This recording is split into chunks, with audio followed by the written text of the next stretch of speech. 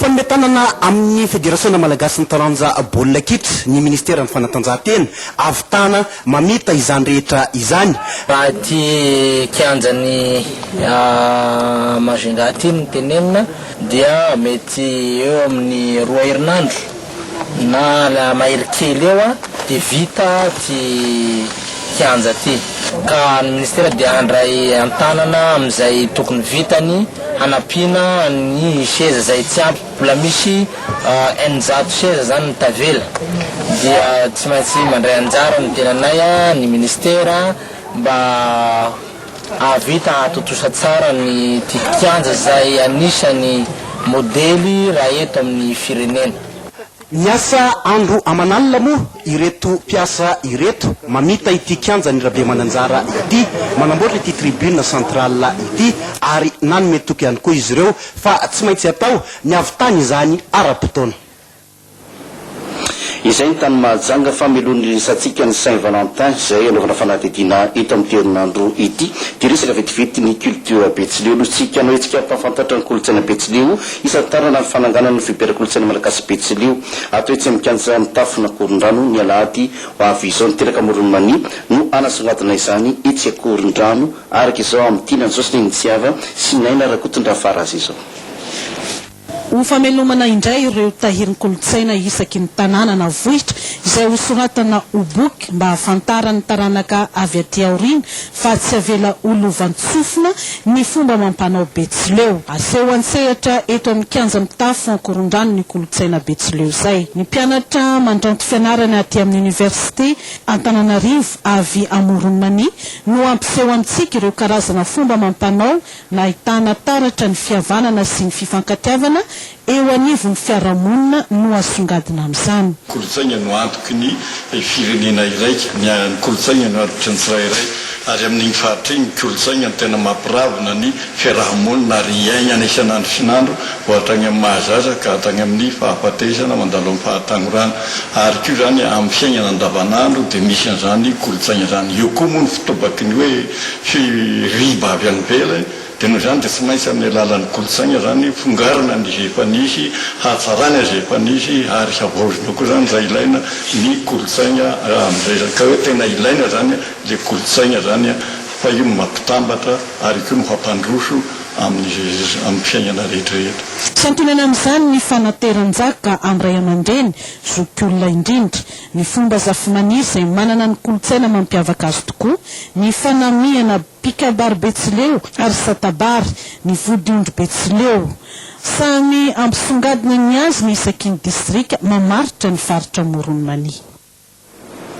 Izay ny amin'ny fa 14 février Saint-Valentin fantatry ny rehetra zany no ny fankalazana izay fety ny mpifankatia izay amin'ny alahady izao dia ataotsika ho herinandro ny fitiavana ity herinandro ity eto amin'ny televiziona malagasy. Misy araka izany ny fanadidina manodidina izany fitiavana izay izay horantsika eto isanandro. Androany ary dia andio fantaritsika ny tena fitiavana misy manko ny tena ty fa misy ihany koa ny matimaty ty fotsiny araka ny teny fabian'Andro malala zay fa alohany anaratsika izay famaritana ny tena fitiavana izay dia nanontany olona sendra sy teny an-dalana ty fabian'Andro malala sy Zakira Kotomanga ny fahafantaran'izy ireo izany hoe fitiavana izany. Tena manao sacrifice kely ianao amin'ny fiainana pour prouver le fitiavanao amin'ny olona zany fa tsy asiana mampifilafila fa rehefa ty dia tena ty. Ny fitiavana dia fampizarana zavatra rehetrarehetra na amin'ny mafy na amin'ny sarotra dia izay zavatra atao tokony fanarahana foana.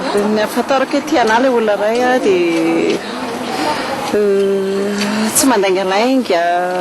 Fitiavana dia rehefa mifankatia ny olon-droko tabataba aminazy dia izy koa mitabataba aminazy rehefa ohatra ka mifankatia ihany avy eo mifanaiky ihany avy eo afaka mifampizara izay mamy sy mangidy rehetrarehetra zany amin'ny fiainany zay ny fahafantarako ny fitiavana aminazy zany meko anazy daholo ny aty amiko zany mila amin'ny foko. Ity boky nosoratan'ny Père Roberto Cabrera ity no isotomatsika ny famaritana ny hoe tena fitiavana. Ny momba ny fitiavana no lohatenin'ity boky ity. Ny tena fitiavana dia hoe fananjana ny hafa sy ny fikatsahana ny soa ho an'ilay olona tiany. eo ihany koa ny famborahana ny tsy ambaratelo ahafana mifampizara ny alahelo sy ny hafaliana. Ny tena fitiavana ihany koa dia ny fanehoana fandeferana, fifandraisana ampo sy ara-tsaina, fifampitokisana ary fahavizan-tena. Raha fitinana izany dia tsy etra na aterika-lao akory ny fitiavana fa safidy ankalalahana mitaky adidy sy andraikitra.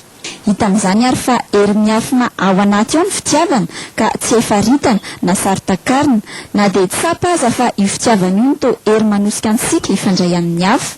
Ary ny fitiavana ihany koa no manome lanja ny fiainantsika tsirairay avy. Tsara nefa ny mahay manafaka ny tia marina sy ny olona matimatim-pity. Tsy midika hoe tena tia ny olona izay matimatim-pity satria ny karazam-pity toy ireny dia fitiavana tsy mari-potitra, fitiavana mitsingevaheva, fitiavana mifindrafindra, finya sy mamy aroa. Ary ny fitiavan'ireny olona matimatim-pity ireny ihany koa dia tsy mijery afa-tsy ny lafin-javatra iray ihany, ny everiny ho tsara ao amin'ilay olon-tiany.